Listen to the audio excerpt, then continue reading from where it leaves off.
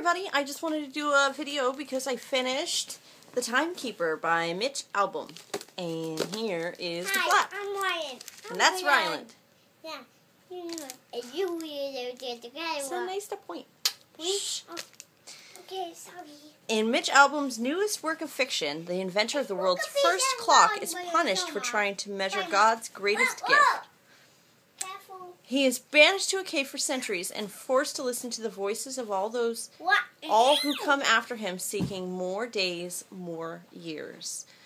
Eventually, with his soul nearly broken, Father Time is granted his freedom, along with a magical hourglass and a mission, a chance to redeem himself by teaching two earthly people the true meaning of time.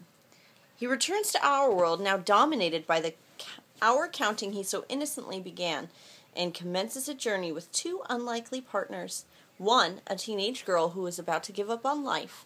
The other, a wealthy old businessman who wants to live forever. To save himself, he must save them both, and stop the world to do so. So that's it. Since finishing The Timekeeper, I've been trying to figure out what it is that I didn't like about this book. And after thinking about it for a while, I decided that... I'm okay! Good, I'm glad. Oh, thanks, Mom. That this book never felt real to me. Like, even though this is fiction and kind of got like a fantasy element and a little bit of mythology, it never felt like this could really happen. It never felt like Father Time was a real person. And it never felt like Sarah, the teenage girl, or Victor, the old businessman, were real people. It wasn't that they weren't well developed, because they were, but nothing really deeper than their issues. Like the reason that Father Time is there. It never became like I was good. I'm glad, Ryland. It was never that I was ever pushing for them. It was never that I ever wanted happiness for them. I never really cared about them at all.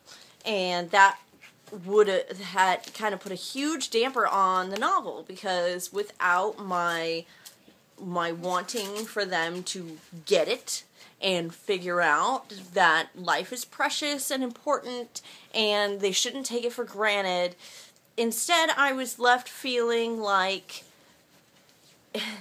there was a disconnect. And I think it might be because the story was, it's not nice to point. The story was broken up, and usually I like when you skip around to different stories and different people's narratives, I guess. But this book in particular, it felt broken. It felt like... Ryland, stop. Oh, sorry. It felt like a broken story. It felt like three different stories that weren't pulling together. Stop. Oh, sorry. That never felt like it pulled together into one story. Even though in the end they all...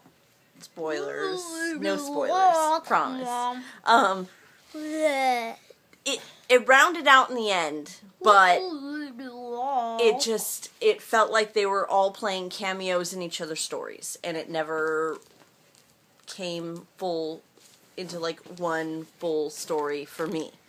But I really wanted to like it, but in the end I say that it felt completely flat for me, and I was very disappointed.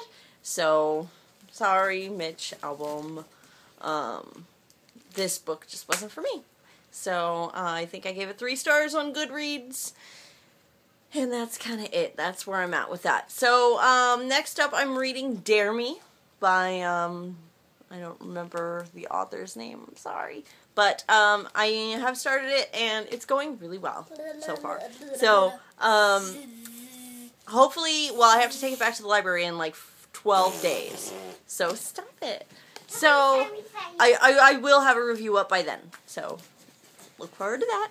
And I love you all, and I hope you're having an awesome day. It's super hot here, and hopefully it's if it's hot where you are, you've got the AC cranked up, and you've got a good book, and silly kids.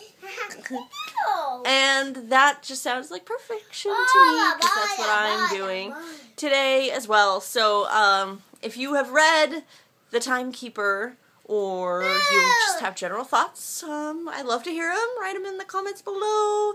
And, I look forward to hearing from you guys.